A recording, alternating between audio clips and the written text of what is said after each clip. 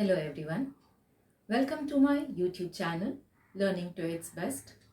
आज हम भाषा के बारे में देखेंगे। तो भाषा क्या है? भाषा वह साधन है जिसके द्वारा हम अपने मन के भावों या विचारों को दूसरों के सामने प्रकट करते हैं और दूसरों के मन के भावों या विचारों को खुद समझते हैं, उसे भाषा कहते हैं।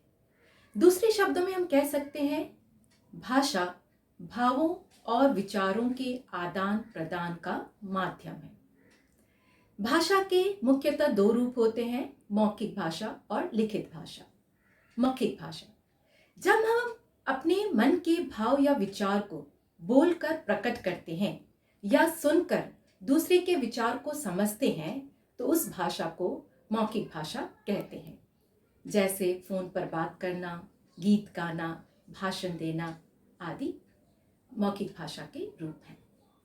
लिखित भाषा, जब हम लिखकर अपने विचार या भाव प्रकट करते हैं और दूसरा व्यक्ति पढ़कर उसे समझता है तो उस भाषा को लिखित भाषा कहते हैं।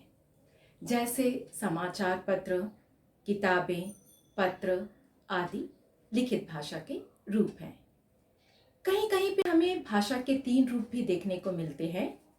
भाषा का तीसरा रूप सांकेतिक भाषा है, जिसमें हम अपने मन के भाव या विचारों को इशारे के माध्यम से व्यक्त करते हैं, संकेत के माध्यम से व्यक्त करते हैं, उसे सांकेतिक भाषा कहते हैं।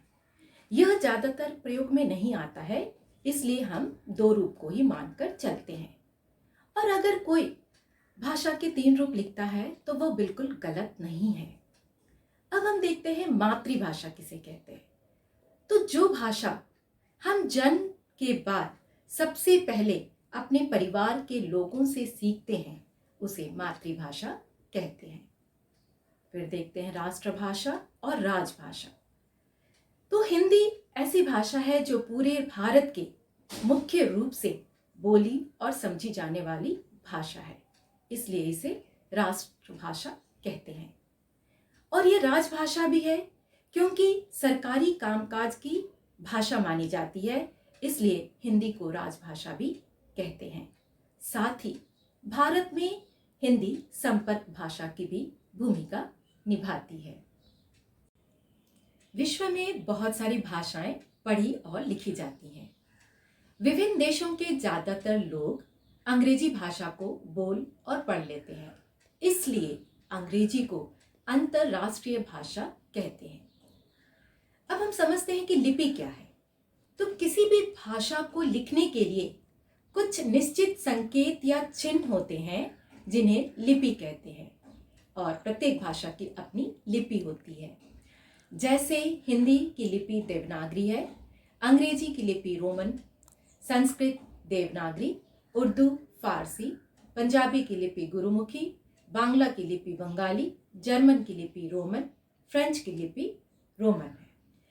और हिंदी के अलावा मराठी, गुजराती और नेपाली भाषा भी देवनागरी लिपि में लिखी जाती है। इसके बाद हम देखते हैं व्याकरण किसे कहते हैं। तो व्याकरण के द्वारा ही हम भाषा को शुद्ध रूप में लिखना, पढ़ना और बोलना सीखते हैं। अतः हम कह सकते हैं कि भाषा के शुद्ध और मानक रूप का ज्ञान कराने वाले शास्त्र ही व्याकरण कहलाते हैं।